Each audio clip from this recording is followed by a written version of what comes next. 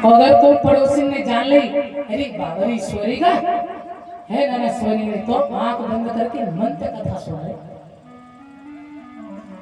भाई भगवान ने डबल कृपा करी। पर हमारा निवेदन है आज ही बता दे रहे हैं कि कथा में 3 घंटे आओ तब तक सोना नहीं। मन से कथा सुनो, बीच में भजन बुलवाया जाए, ताली बजवाई जाए तो इसीलिए ताली बजाओ भजन बोलो। क्यों?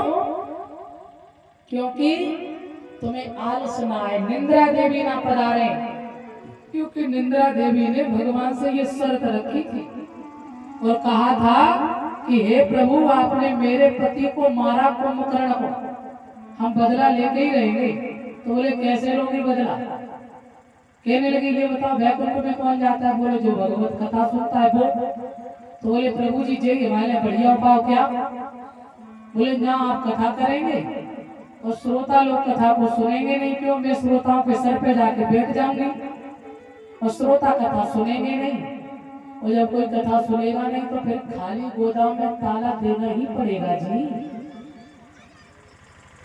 राम जी ने कहा देवी जी पर अपन भी एक नियम लगा देंगे। क्या? बोले हर 5 मिनट में जय श्री कृष्ण बुलवा दिया करेंगे, फिर भी आओगी? बोले तब तो बहुत मुश्किल है, ध्यान रखना। इसीलिए बीच में जयकारा और ताली बजवाई जाती है जो आपको आलस ना आए। धुंधकारी की कथा से हमें ये मिलता है, जो ये काला झंडा लगाते हैं, काले झंडे का मतलब ये है अज्ञान। गौकर्ण कौन है? गौ माने इंद्री, कर्ण माने कान। ये धुंधकारी की कथा अध्यात्म रूप से आप समझ लें, ज्यादा बड़ी नहीं है। धुंधकारी कौन है? जो अज्ञान है हमारे अंदर। और गौकर्ण कौन है? जो मेरे अंदर ज्ञान है, वही गौकर्ण है। तो ये 7 बांस का जो गांठ लगाते हैं इसमें, यानी 7 गांठों वाला बांसी तो लगाते हैं। तो ये 7 गांठे क्या है? बोले एक चक्र खोला, दूसरा चक्र खोला, 7वें दिन 7वां चक्र खोले, धुंधकारी का कल्याण। तो ये चक्र किसी और के नहीं, ये जितनी भी जीवात्माएं बैठी है, आप सबके अंदर जो मेरुदंड की हड्डी होती है ना पीछे, इस पे 7 चक्र होते हैं।